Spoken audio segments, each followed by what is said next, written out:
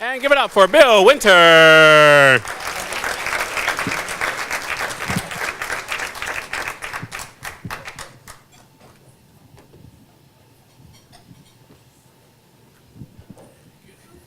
Thank you. I'm a real estate agent. One day, a few years ago, my broker, Cheryl, the broker I'm affiliated with, telephoned me, and she said, "You need a new headshot for the website." And I just met this wonderful photographer. She used to live around here, and she says she knows you. Her name is Diana Adams. Diana Adams. Well, instantly, first I had one reaction, then I had another, but the first reaction was all positive. Diana, in the 5th grade, was the prettiest, nicest, smartest girl in the class. And sometimes she'd come over to our house, and she and my sister and I would play, and we'd have a wonderful time. And I called her up, I made an appointment, we reconnected a little bit over the phone. And then one day I went to her studio, and she took pictures, and she did a good job of taking this sow's ear and making it as close as she could into a silk purse. And then we had lunch. And I said, "Diana, do you remember the book contest?" "Do I remember the book contest?" she says. "There were weeks where I was just furious at you. I hated you just because the competition was so fierce."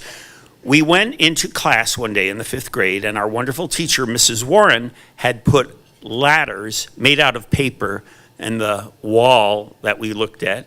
One on the left, one on the right, out of paper, black rails, black rungs, slots, and she had taken our class pictures and cardboard, made little cards out of us, and we all started on the bottom rung. And you could get to the top rung by reading a book and making a report on it, and the person who got to the top rung first won. Well, this inflamed me. I wanted to be recognized as the greatest intellectual in the 5th grade in my little elementary school, in my hick town, or, as I thought of it at the time, the whole world. So we first I read a couple books and I did some reports, and I was shooting up the ladder. None of the other kids were interested in this except for Diana, and then she was ahead of me. What? So I got busy and got up the ladder, and then she got ahead of me again. And then it was gloves off. It was just fierce competition. Fierce competition.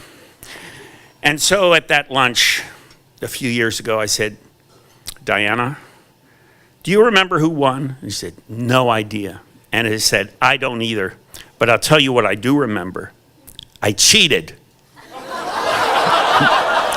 And she said, "How can you even cheat? What does that even mean? You read a book, you write a report?"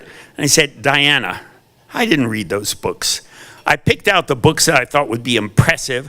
I skimmed through them, I chose out a few lines, and I threw some other words around it. I called it a book report, on to the next book."